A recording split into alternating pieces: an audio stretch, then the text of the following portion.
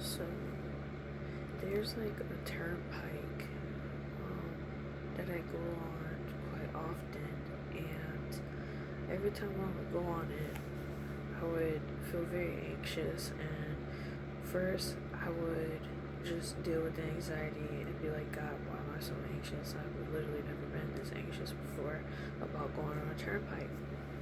And then the second time I went on it, I tried to look ahead, but I was still anxious. And then the third time, I was looking a little bit ahead of me, and I was still anxious. And then I noticed I would look a little forward, and then I look a little back, and then I look a little forward, and I look a little back. And then I was like, God, why am I keep being anxious on this turnpike? What is it about this area that is so significant and causes me such anxiety? Because there's no other place that causes me that anxiety, and every single time I go on it, I feel anxious and I get like paranoid and have what if scenarios in my head. And and another time I just closed my eyes like this. I was like, to try not to see it, so that maybe I would feel better about it. And none of it really worked until I did the one where I actually was looking ahead of us in the van, in the car, whatever, and I was like, God, I really am anxious. I'm very scared, and I don't know like why this causes me so much anxiety. And he pointed out to me Psalms 119 verse 105. Thy word is a light upon my feet, and thy word is a lamp unto my feet and a light unto my path. And the more I am with God, the more I realize that He's not gonna tell me everything, and I have to have faith that He'll keep me in His arms and just like keep me safe and show me what the next steps are.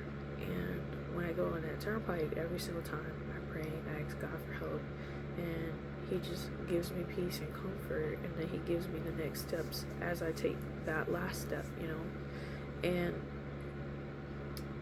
seeing that and feeling that and watching that happen with the turnpike. And then also I heard a sermon that was talking about the light upon the feet, that in the older times, like during the Bible time, that they actually had like a lamp that only allowed them to see the light in front of them, but not actually see like what was ahead of them. And then it also reminded me of every single time I would read sheet music, I would never get lost because I would focus on what's ahead of me and what's right in front of me. And when I tried to look ahead, I always got lost, I always got scared, I always got anxious, I always got discombobulated. And